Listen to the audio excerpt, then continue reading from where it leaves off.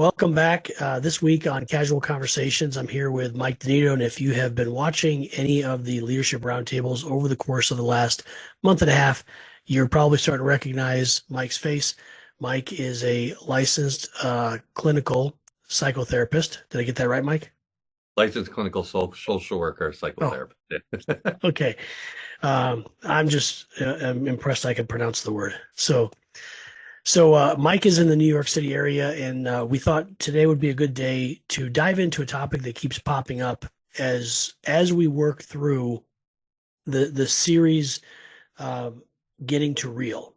Just tearing down the walls that prevent effective communication. There's a couple themes that are coming regularly at us, and a big one is workplace trauma and toxic work environments. And there's no ultimate cure for that. Really, a toxic work environment is caused by a human with, in my personal opinion, and Mike will correct me if I'm wrong, but a toxic work environment is really caused by someone who has been hurt before, or has some type of trauma that they're carrying with them from a previous situation. Sometimes I think it can be caused just by someone who's an unhappy person. It was described to me once by a phenomenal leader that some people are just in chronic pain and therefore they're miserable. And that just oozes out of them and it makes everyone around them uncomfortable. The problem with this is, um, when you've been exposed to this toxic environment, and this toxic environment really just makes you not like what you do. It makes you not want to be where you are. That is trauma that you're absorbing. And if you don't know how to move forward, if you don't know how to process that, if you don't have the ability to move forward or process that, you're now a victim of that trauma, and you're potentially going to pass that trauma on to other folks that you're going to come in contact with for the rest of your career. So, what I hope to be able to accomplish in this episode is, we're not going to solve it for you because there's not a solve. There really, what people we as humans have to learn how to process what's coming at us and how we're going to react to it. But what we hope to do here is to talk through some suggestions, some ideas, some tips, and maybe you walk away from this, with a little better vision on how you're going to respond when you're just exposed to it, because you're going to, throughout the course of your life, if you haven't already, you're going to be exposed to people who have that toxic attitude, who just don't realize or don't care that they're spewing all of this toxicity to those around them. We're going to primarily focus on the work environment, but we do recognize toxic relationships exist. Toxic relationships are probably more prevalent than workplace toxicity. And I think in some cases, and I'm not sure what your opinion is on this, Mike, but I think there might be a heavy factor of the toxicity in the workplace being caused by a toxic relationship at home. Mike, what do you think about that? I mean, to go first off, I felt like I just had a Psych 101 class. Thank you. Um, but yeah, as you had said, there's many different variables to it. It could be toxic workplace. It could be the toxic relationship flowing into the workplace, or vice versa. I mean, I remember, I don't know the stats now, but the highest prevalence of domestic violence was corrections officers, and then police officers, and then I think it was veteran or combat veterans after that. Now, which came first, the chicken or the egg type of thing? But it's, I mean, you really can't say what it is. And I'm not first on what the current research is on this, so I Mhm. don't really want to get into it is or it isn't. Um, but yeah, so I mean, to go off what you're saying and start, I guess, rolling into this, I want to set a little bit of a stage for this conversation. Um, you know, no one therapy works for everybody. No one treatment, no one coping skill, no one solution is going to work for everybody. So we will, during the course of this, discuss different ideas I have, different things I've seen work for individuals. None of it is to say, if you know intervention X didn't work for you, nothing's going to work for you, or intervention X is going to work for everybody. It's a process of finding what is the best fit for you. Some people might get lucky and we might hit on something that works for you. Other people, we might not talk about something that works for you because of where you're at or your access to resources, your access. If you live in New York City and we talk about going swimming in your pool in the backyard, you obviously can't swim in your pool in the backyard if you don't have one, right? So we're going to talk about that stuff, but I just, and we will go more in depth in this. If this really is your situation, you're feeling the stress, you need the support, you need the help, always seek professional help. It's, it, we got to fight the stigma around mental health, but, coping skills, you're not going in and getting diagnosed with or schizophrenia, I hope. You're going in and saying, hey, life is hard. I'm dealing with a lot. And you'll have a professional to help you walk through your individual case. So I just wanted to preference our conversation with that so that everybody's aware of how we're approaching this. Yeah, I appreciate that, Mike. And I think that a toxic environment can be really hidden well. And some of the signs that you're in a toxic environment is, are you working with a workplace bully? When you come in contact with certain people, does your body immediately react with, oh, no, here they are again? When that person calls you, do you react with, oh, man, this person again? There are really subtle signs that you're exposed to this toxicity. And for me personally, Mike, one of the things that I think early in my career, I thought, oh, I can fix this. I can fix that person. I could change that person. And for me, it goes all the way back. I think in the Army, I was just oblivious to it. Closer until the time I got out of the Army. And there, quite frankly, I think, number one, I was in my late teens, early 20s, and it just seemed like, everybody was just there. We all had our own reasons why we were there. Mm-hmm. And it wasn't until it was interesting when you mentioned, the combat situation, which causes some of the stress.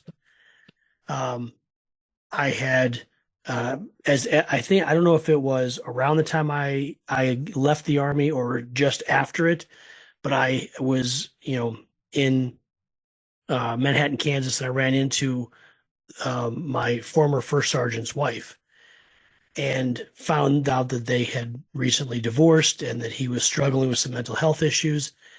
And it was weird to me because I never even processed how much stress that guy must have been under, being the first sergeant of a combat engineer battalion. And, I always saw him as he was a very firm and stern leader, but he was also funny. And it was a pivotal moment for me because I thought, wow, this is a guy who was in charge of all, 500 people. And I never once stopped to think about the amount of stress he was going home with every night and how it was impacting his personal life. So I love your point about how it can be vice versa as well. The next time where I really became aware of, people who could be toxic was my first job in corporate America. And I was on the floor in a production facility, and there was just this person who everybody pretended to be her best friend when she was right in front of them. But when she was not around, everybody would talk about just how horrible of a person she was. And I actually attempted to try to fix it. I tried to become friends with her. I tried to tell jokes, and just a miserable person. Mm-hmm. And, in her case, it was someone who life just didn't go the way she thought it was going to go. And her response was to be bitter. It was probably years later for me when I realized the only way for me personally to deal with a toxic environment is to handle me. And, I had to have outlets where I could just discharge whatever stress was built up throughout the day. And when I started diving into studies on emotional intelligence, and I realized, this is somebody who's been hurt in some way, either by somebody else, by their own expectations. And I don't even think they realize how the world sees them. And, it's easy to throw labels, I think, on people like this to say, oh, that's the person who thinks they're the smartest person in the room, or, that's the person that thinks everybody else is an idiot. Um, sometimes it's the class clown. And, I think that mental health issues, I think, are covered up a lot by an over aggressive personality, either literally aggressive where they're coming at you hard, or maybe sometimes by the funniest person in the room. So, Yeah. for me personally, it's always been the outlet. It's been the go for a walk, go for a bike ride. Now in my mid 40s ish, it is. I take the Still top. 26, John. You're still 26. You know. Yeah. Yeah, I take the top off the Jeep and just go for a drive. Of course, living in Michigan, I only get to do that for about 2 months out of the year. But it's just those little things. It's those little moments where I just take a break and, I go hang out with the kids, watch TV, go play basketball with them, just do something that they like to do, just completely take my mind off it, drop the phone. Um, but, for some people, Mike, that doesn't work. Mhm. And, I know that, you've mentioned in previous shows that you work with some of the worst cases of people who are struggling. You mentioned the stigma around mental health earlier. And, I think that you're right. There's a huge stigma around it. And in different pockets of different communities, there's different reasons for it. Um, but one of the things I think that people are afraid to reach out for help on this topic is they don't want to be labeled as, oh, this person has a mental health issue when they're really just dealing with a toxic work environment. They're just trying to manage their surroundings. Um, anyway, so sorry for all that rambling. But so I'm not a licensed therapist. I am a sociologist by college degree. But Mike, do you have advice for the different options that people could dive into? Even if it is just the personal, pick up a hobby, go do something that really lets that out. I think dealing with this is just like leadership. There is no one size fits all approach to how you lead your people or how you process these things. What therapy options are there? Uh, in the industry in general for folks who are struggling with this outlet. Oh, John, actually, let me go back to something you said about, like they don't want to be labeled. Let me give you the inside view of mental health to kind of help fight that stigma or that thought process if I don't want to be labeled as mental health. Dealing with a toxic environment is dealing with the concept of learned hopelessness, right? So you're in a temporary situation, your environment is causing the stressors that are impacting you. This would be something of an adjustment disorder. It's a 6-month diagnosis and then it disappears. It no longer exists. It can't go more than 6 months. Or an acute PTSD if you were assaulted at work. It can't last more than 6 months. And then there's no more disorder. There's no more diagnosis. So it's the stigma of, and I'll speak for myself because I mean, we've spoken about my service. When I came out of the military after serving overseas, I didn't seek help because in my mind, I was going to be that crazy person. I was going to be that, I was going to ruin my military career. I was never going to, like I was pretty much going to stop it. So I took horrible coping skills and went to drinking, which I mean is common in the combat MOSs. Um, I didn't know that there's an acute PTSD. You can have acute PTSD and get over that in 6 months with treatment. Um, and then everything's fine. Now, does that mean that there wouldn't be some sort of stigma for my command? There probably would have been, but I also knew I was getting out at that point, right? Like, Mhm. it's like I always told myself I'd be in the military till it wasn't fun anymore, and it wasn't fun anymore. Um, but while I was in, I still had close to 2 years left of my contract. I didn't want to be put on some desk duty and have my weapon taken away. Was my fare, even though I knew I was getting out. Um, so there is options. And most therapists go with the least restrictive because we understand that there is this stigma should it get out. Now, everybody's protected under HIPAA, the Privacy Acts through the federal government that without a court order, nobody can know your diagnosis unless you tell them or sign a piece of paper saying that they can have it. So your insurance can't share it, your therapist can't share it unless you're a risk to yourself or others. Right? So if you're going to harm yourself, this part I know to be New York state law, I don't know to be federal law. If you say you're going to harm yourself, like, I'm going to go home and end it. Yes, they will call the police. They will get you treatment. They will get you put in because your life is more important than your privacy. That's fair. If you say you're going to harm somebody else, you say, like I say, oh, John pissed me off today, I'm going to go kill John. And you tell that to a therapist, guess what? You're going to be met by the police. Because, John's safety is more important than your privacy. Anybody's safety. I don't want it to be John. I know John might be like, oh yeah, Mike said my safety is more important than everybody. It's all about me, Mike. You can pretend. No, but so there are those little caveats to where it can be broken. But there's confidentiality. And I know in New York, there's hefty penalties if it's found out your confidentiality was broken. And I mean, anybody that comes into our field is here to help people. We're not here to harm people. So I've had clients come in and say, hey, I want help, but I don't want a diagnosis. What can we do? And we talk about what I can diagnose, like what that fits their situation. I'm not going to come up with some fake diagnosis or something like that, but fits their situation to help them, right? Because I would rather you come in and we do a little bit of side work on the true issue than you not come in and you sit at home and suffer. Mm-hmm. Or you sit at work and suffer, or you sit in the community and suffer, because we shouldn't be suffering, right?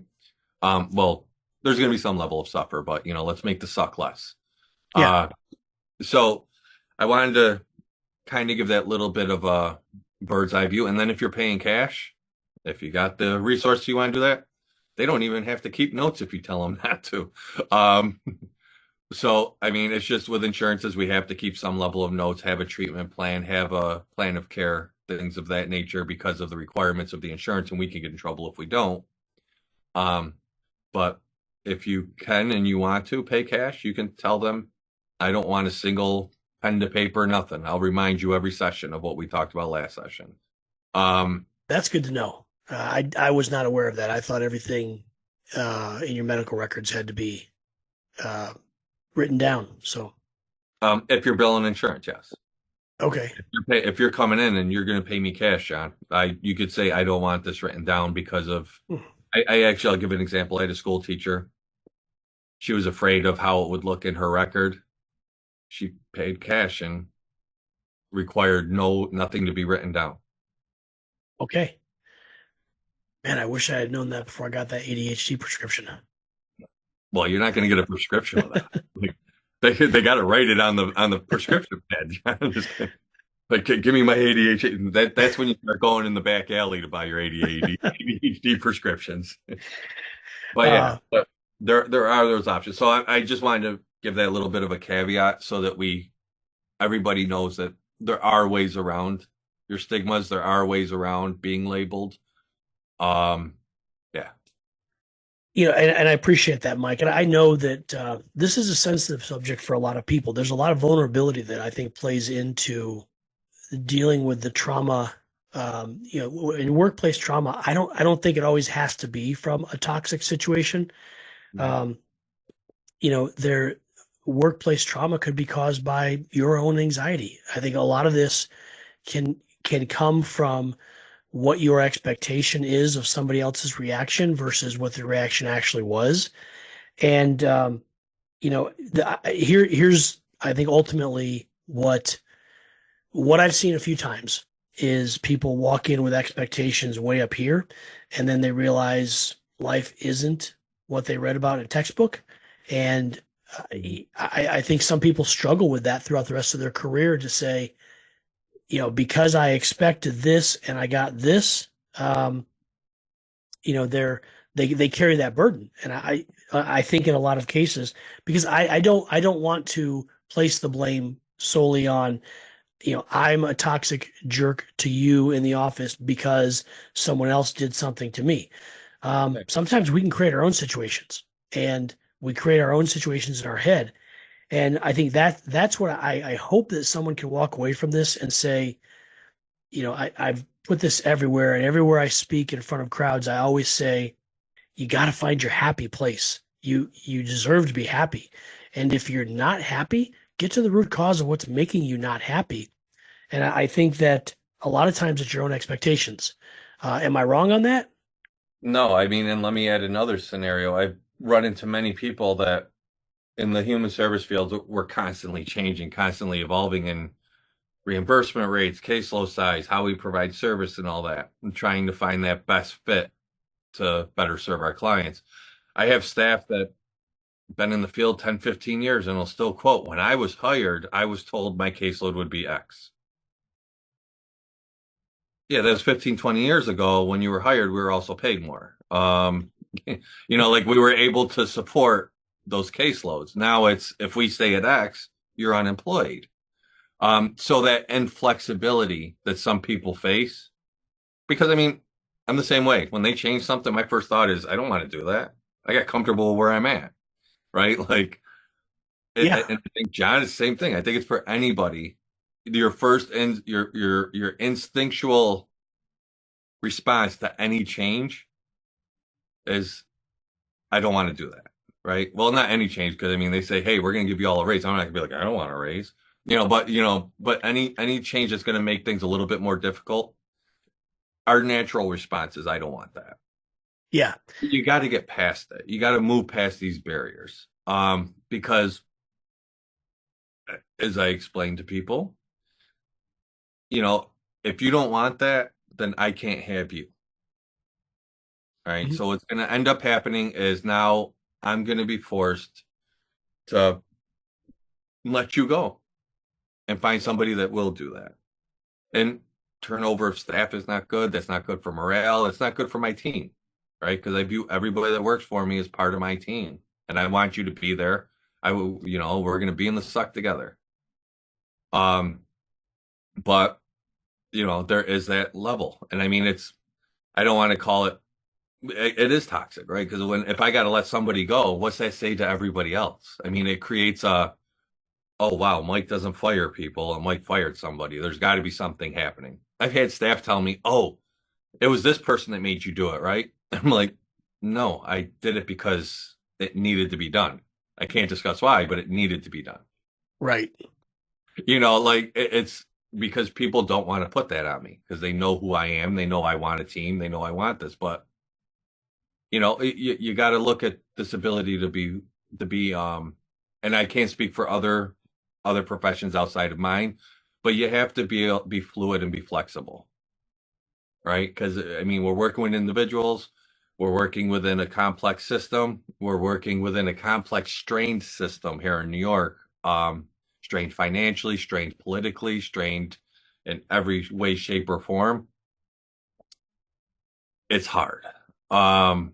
So, and I'm not gonna, and I try to shield as much of that from my staff as I can, but there's stuff that I can't say, oh, we're not going to do that, because then it's my boss's job to say, if you're not going to be flexible, Hmm. at the door. Um, and then what's that do? That hurts everybody below me because now they just lost a leader. Yeah. Well, so you're the boss option. I hear this a lot from folks who feel like they're stuck in a toxic rut and they just can't Mhm. get out of it. And they want to point at the boss. They want to say, well, why won't they do anything about this? This just doesn't make sense. And I think there's a couple realities here that have to be faced. Number one, the boss can't fire everybody. Depending on what you do, what industry you're in, the there are times where you sometimes do have to deal with this. I've seen this meme floating around LinkedIn where it says the spirit of it is, we'll tolerate a toxic person if they're a good salesperson or if they're a good producer or whatever. And, sometimes that is the truth. Sometimes you do have to absorb a personality, that a strong personality, because that strong personality does also bring in 60% of the company's revenue. And it sucks. I can tell you from a boss's perspective, I've been in that spot before where I've had that person who does 60% of the work, and it shows in how they lash out at people. And I've done my best to try to control it, to try to massage it, to try to let them scream at me instead of somebody else. Hmm. But sometimes you are in that tough spot, and a boss can't just cut. And Yeah. yeah, I know I've offended people before when I've said, "Hey, if you don't like the situation that you're in and you can't change the situation that you're in, sometimes you have to be the change." And the thing that gets fired back at me all the time is you're saying, "Oh, I should quit because he's a jerk." Yeah. Sometimes, If you can. yeah. Um, but also, John, so I guess this kind of rolls into the question you originally asked me before I went Mhm. into my last rant. What are the options? What are some of the things that are out there? Um, I'll speak personally, some of the things I do, and John, we were talking about it earlier. Go play with your kids. Go to the park. If you like fishing, go fishing.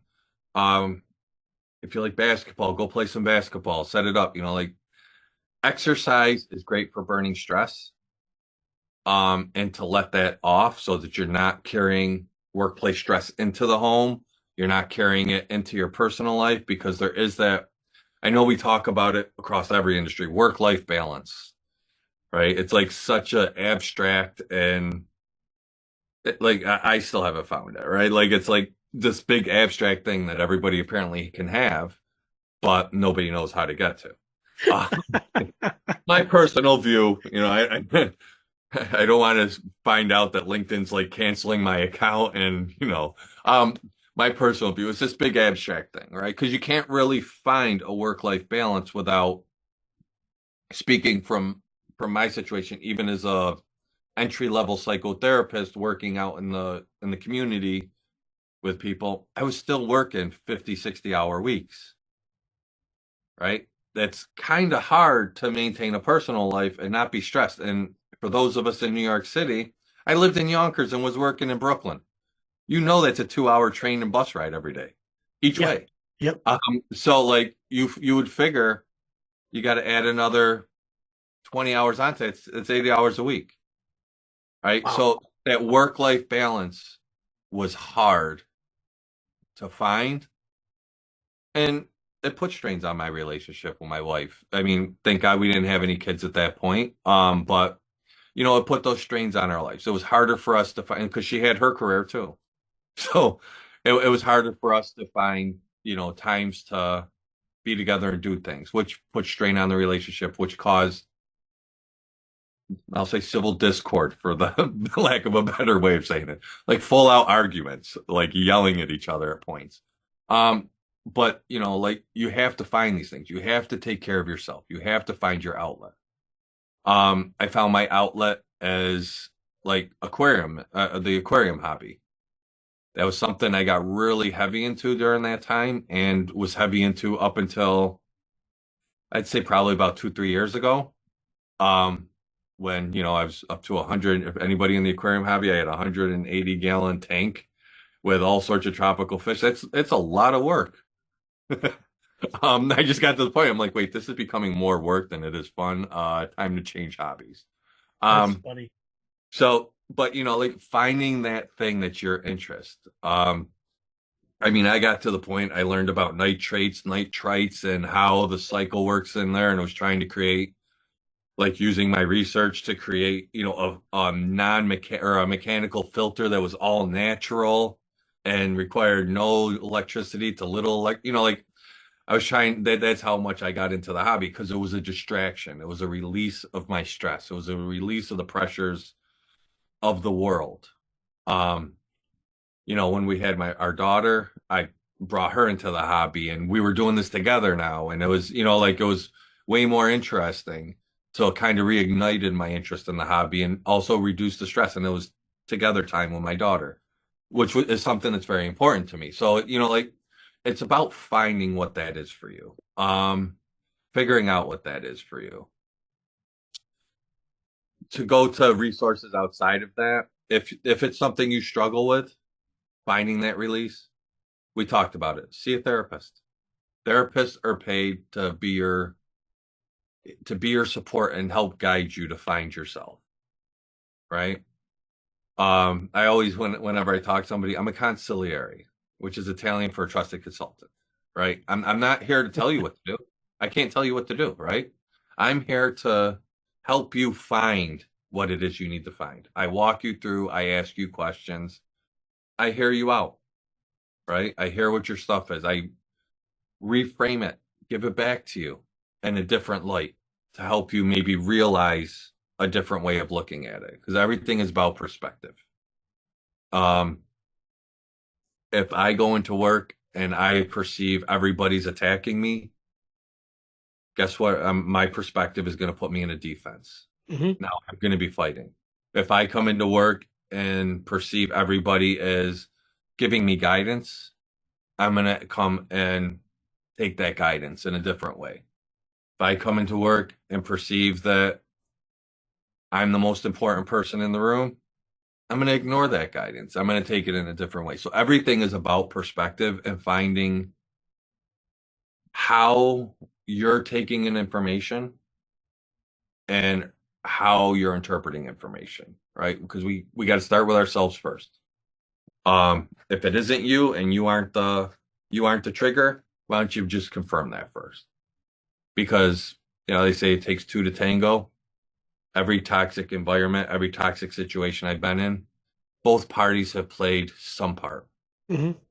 I right? agree. One might have played 99.9% of it, but there is that 0.01%. Yeah, 0.01%. I want to make sure I'm giving right numbers before somebody's like, wow, it's 2K an ad. 0.01% is on. I've lived But my whole life not being able to add. It's okay. yeah, I just don't want to do it on a web a podcast. There you go, on a podcast.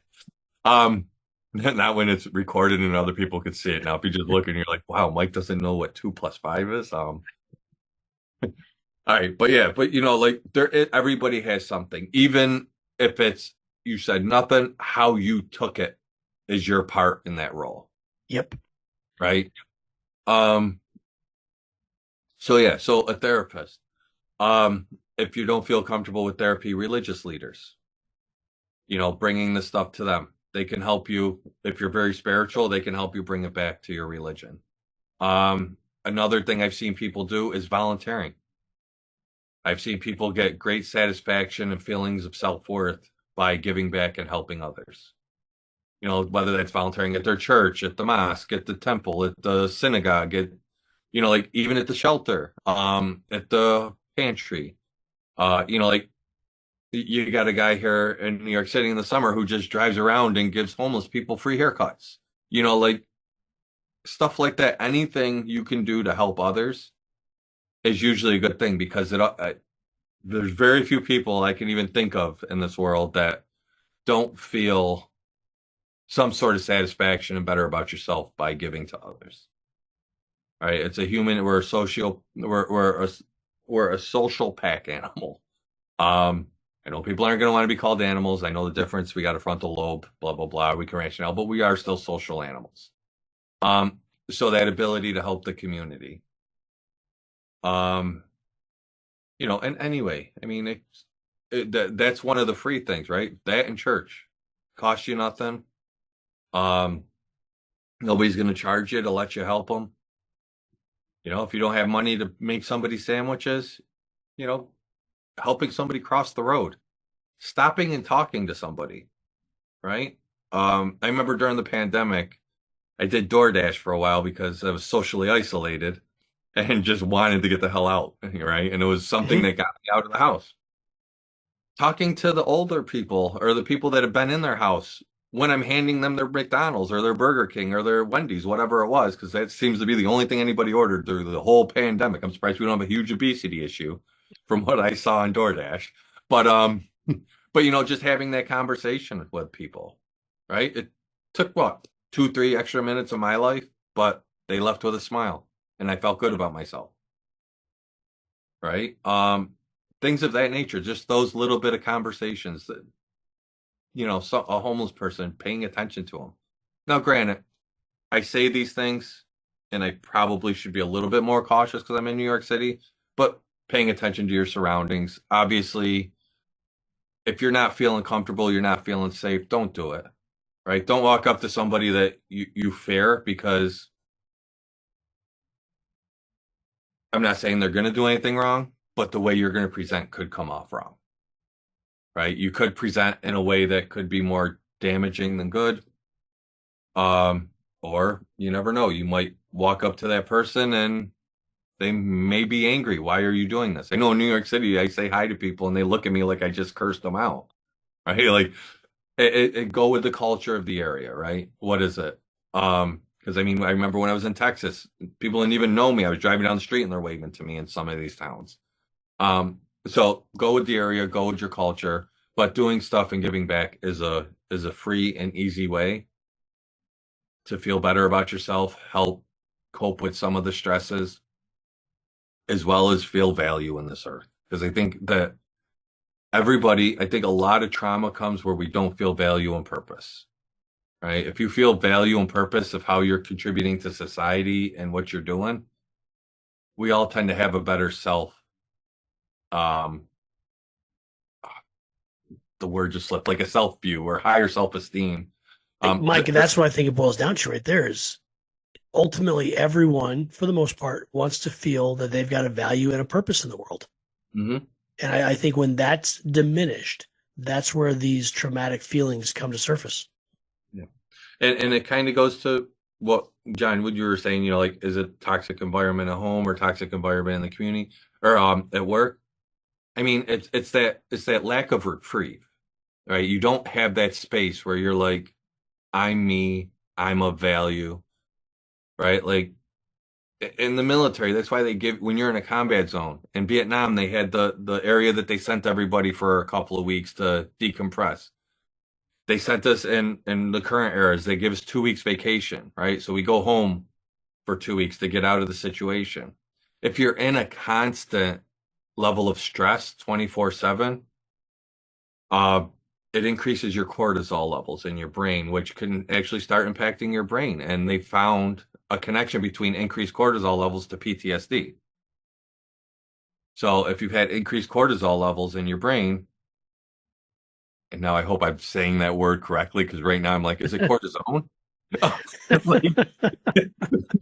I so hope I'm saying that. If I'm not saying it wrong, it's the C one and it's in your brain.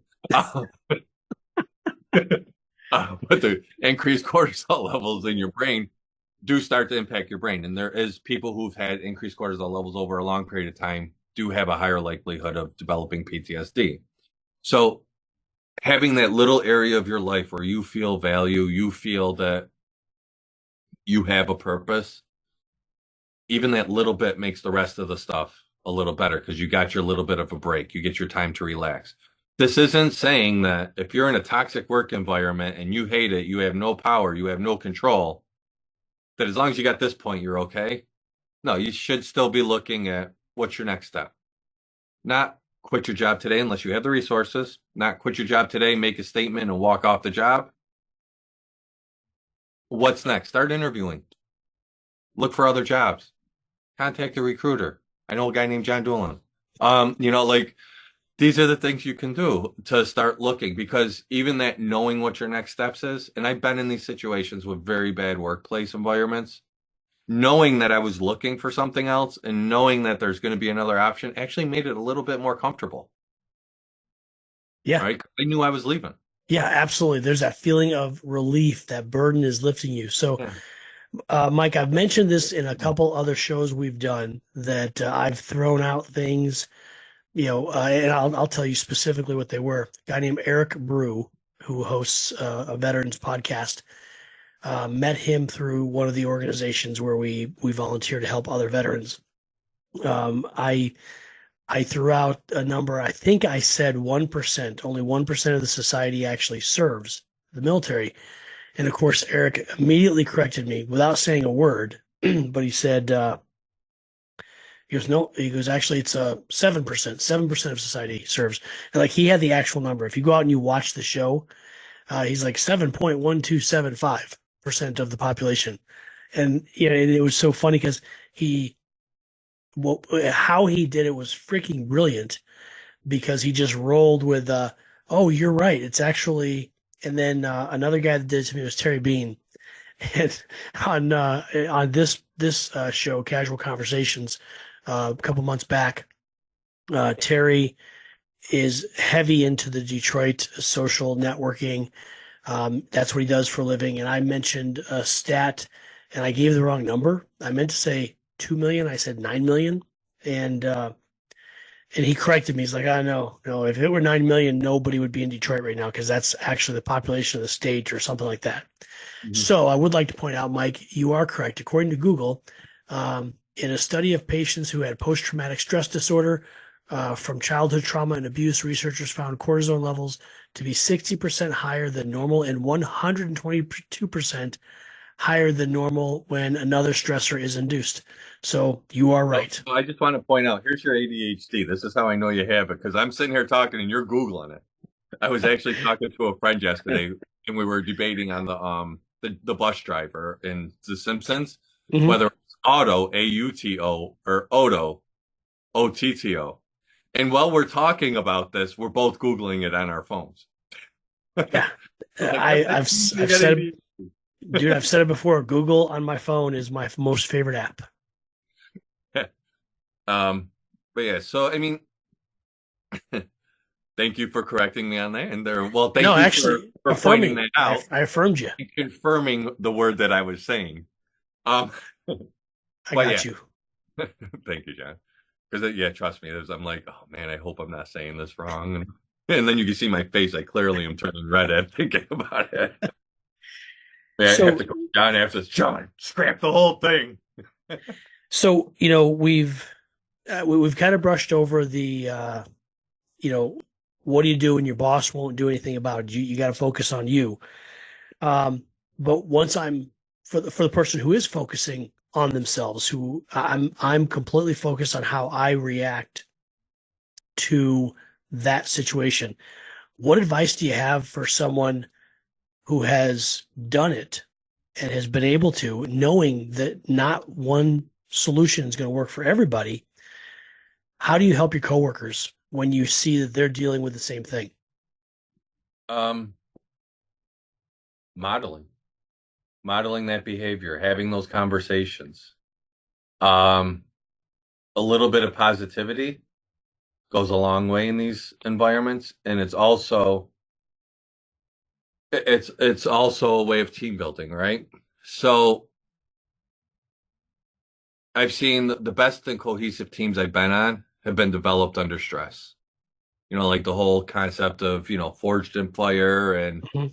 da da da da, the brotherhood and all that. Yeah. Even the teams I've been on outside of the military were formed in stressful situations. It's the ability to come together, support each other, and you're not denying it. When I say a little bit of positivity, it's not saying, "Oh, this doesn't suck. This isn't wrong. This doesn't hurt. This, like this isn't traumatizing." No, you're saying, "Hey, we got this. We're going to do this. This is who we are." Right? You come together, you work together. You don't dismiss anybody's feelings because, John and I could be working together. It could be the same thing. And I'm like, oh, it's, like they're targeting me, John. And John's, John doesn't feel that way. He understands that, they're targeting all of us equally. Mhm. Um, but if John comes and tells me, no, no, no, they're screwing us all over, I'm going to be like, oh, yeah, whatever, John. And it's going to create that divide. I like to think of, like when you're splitting wood, you have the wedge, the metal wedge, and the hammer. Mhm. When you confront somebody who is under pressure, you confront them like that, you're just hitting that a little further. And eventually it's going to break that relationship to unless you're going to take your coworker to couples counseling type of thing. It's not gonna ever be the same. Um, you were gonna say something, John? I was gonna say, is that where the term work spouse comes from? No, probably. It could be. I don't think they got couple work spouse counseling. but it's that development of the team. So there are positives that come out of this stuff. There is, and I mean, I have friends for years now, well over 10 years, that we were just in a crappy situation together at work, and we were able to bond and support each other. Hmm. Um, yeah, but just being that person, not directly confronting that stuff, but you could, because I've seen when I've been the positive person, people have said, "How the hell are you positive?" And then that opens up for me to explain my view of it. Yeah.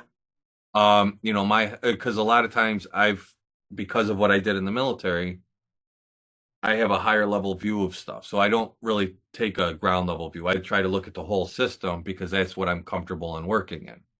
So it's opened up options for me to say, yeah, like they're doing this because this is what the state's requiring. It's not, Jane, Jane just being angry. The state's requiring Jane to do this. Now, Jane could implement it a little different, but Jane's doing what she can do.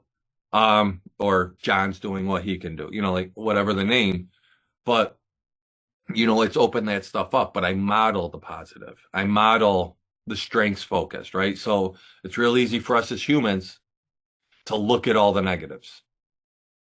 It's harder for us to identify the positives, right? So even if that positive is everybody showed up to work today, paying attention to it. Oh yeah. Small gains create momentum, which creates big change, right? No one mission and any mission or goal or, is just that goal. If you're looking at it as a whole, you're looking at it wrong. You got to look at the steps, the objectives to lead to that. Showing up to work is the first step in any goal or mission, right? The staff showed up. That's a positive.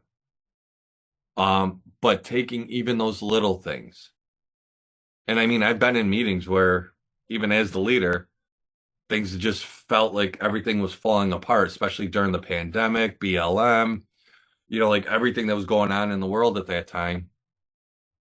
And it was impacting my staff who were working in the community. We weren't just homebodies, we were out in the field, meeting members in the community, meeting members in their homes, the parks, things of that nature, thanking them for showing up.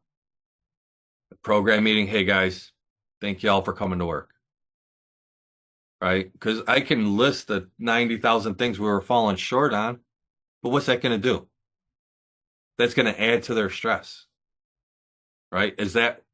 And this is one of the things you could do as a leader. I guess I'll amplify.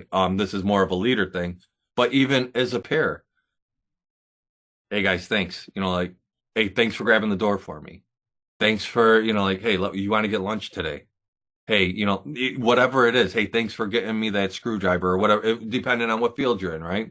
Hopefully you're not a mental health provider saying thanks for getting me the screwdriver because I'm wondering what you're about to do. But you know what I mean? Like, I was thinking, my time on the floor of a sawmill. But like those little things. Thank you. I appreciate you. Things of that nature as a pair are just as impactful as a leader standing there and saying, thank you for showing up. I appreciate you being here. I appreciate you doing your best. I see it's a struggling, or we're in a struggle. We're in a tough situation. We're all feeling it. Like putting voice to that. And that's something you could do. Like you could do that as a pair or a leader, right? Because there are some times that leaders are stuck in a toxic environment and have to do the same work that their line staff do, but it's also your job as a leader to shield your staff. Change their environment to the best of your ability within the bigger scheme. Right? That's a leader. That's what you're supposed to do as a leader. Now you could be a manager and just make sure you're getting your numbers and cog A fits next to cog B type of stuff. But you're gonna have a miserable staff. Got to make sure leader and manager are two different roles, two different hats worn by the same person. A leader steps in, a leader focuses on their people. This isn't called, John doesn't run managers roundtable. I mean, it's leadership. So I know I went a little long-winded and kind of took it off track a little bit, but I role don't model. think you did. I don't Yep. think you took it off track. I think that is there's people out there that need to hear that. Yeah, but role modeling is the best way because it's going to get people to want to ask why. Yeah. If you're the only person in the whole program with a smile or the whole line with a smile, they want to know why. And it opens up that conversation because they asked you. Now they can't be mad at you when they hear that your view don't match their view. They asked. They may not agree with you, but they hear the story enough times, it makes them think. Yeah. Yep. So, Mike, I think you made a comment in last week's episode that we could talk about this all day. I think trauma and toxicity is something that can be talked about all day as well. Yeah. I feel like we've covered the main points, and I think we've given some good advice for folks who are dealing with it. One of the things I want to make sure that we point out is um, the leadership roundtable show that we do is designed to bring people together to talk about issues, and it's to serve a couple purposes. The first is to make sure you know that you're not the only one dealing with the same issues. The second is hopefully people walk away with, okay, I'm dealing with that, and here's something I can do to try to make it better. Um, and I think a final purpose of that is sometimes you hear that everybody's dealing with the same problem. There's not a good solution to it, and you just got to learn how to navigate your way through life. And so, if you've got ideas that you want to bring to conversation, send them to us. You can comment on this video, throw them in there. You can send me a private message as well. In below this video, I'll put a couple different ways you can contact us. And if you want to be on the show, um, just reach out to myself or Mike. Let us know. We'd love to bring in different voices to talk through some of the issues that everybody's facing. This show, Casual Conversations, is designed to be a one-on-one format where we can really dive a little bit deeper. If if this is a show that you want to do, maybe you want to hype a book, a program, maybe your thought leadership. If you're looking to gain more followers, reach out to me. Let me know. I love having these one-on-one conversations. The contact information will be in the comments below. You can also go to my website, getdoolin.com. And on the website, if you scroll down, there is a button that you can click if you'd like to participate or suggest ideas for the show. Mike, super grateful to have this time with you this morning to talk through some of these issues. I think they're really important. I think there's a lot of stigmas around these issues that people just don't like to talk about them. And I think we did a little bit today to bust that door open a little bit and say, let's talk about some of these issues. I just one more thought of what we didn't. Most agencies have an EAP. This is free counseling. You usually get a certain amount of services. It's something that can be utilized, and I can tell you, at least in New York State, they don't even let you know who's attended EAP. Mhm. Just when you call up, they'll tell you how many services you have left, and it's not reported to your HR, your people's office, whatever it's called these days. Um, but that's another free option that you have. If you don't want it on your insurance, this is not documented towards your insurance. They do not bill your insurance. This is actually paid for by your agency.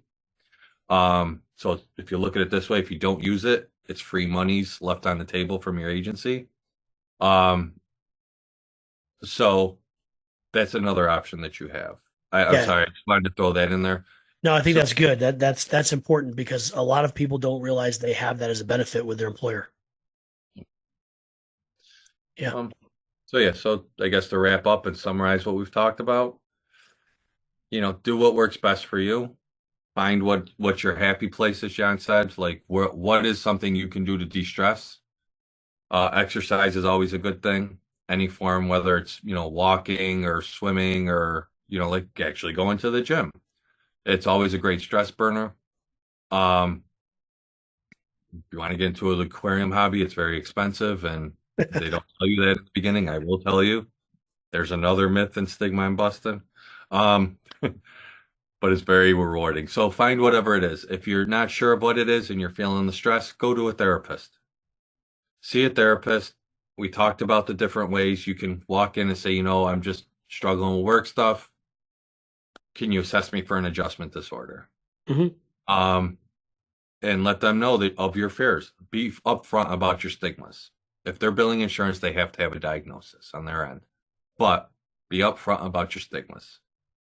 Then they will more than likely work with you, because our overarching goal, our code of ethics, I guess you would say, is to serve and help people to lead a higher quality of life. If you're very spiritual and you feel more comfortable that route, we talked about the volunteering, speaking to pastors, priests, rabbis, and I know I'm probably forgetting more, imams, like speaking to your religious leaders. If you don't follow any religion and you're just spiritual, whatever's best for you. Another option is volunteering, creating a better view of yourself.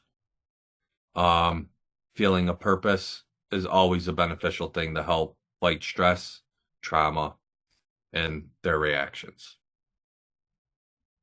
Thank you, Mike. I appreciate that. So as we transition to the end of the show, Mike, I was rudely reminded this morning when I looked at the calendar and I realized it's 2024 that I don't believe you and I have seen each other face to face in 30 years. Wow, it's been that long. I think so, because Oh yeah, because that's when you left basic. No, no, I remember when you came with 1994. Rachel. With Rachel? Yeah. Well, I remember you came home before you got married. okay. So that would have been 1996. So 28 years. Yeah. So this episode will drop on YouTube on March 23rd. I drop at 4 in the morning Eastern Standard Time. So if you're lucky enough to watch this on March 23rd, please know that I will be waking up in Canada on that morning. And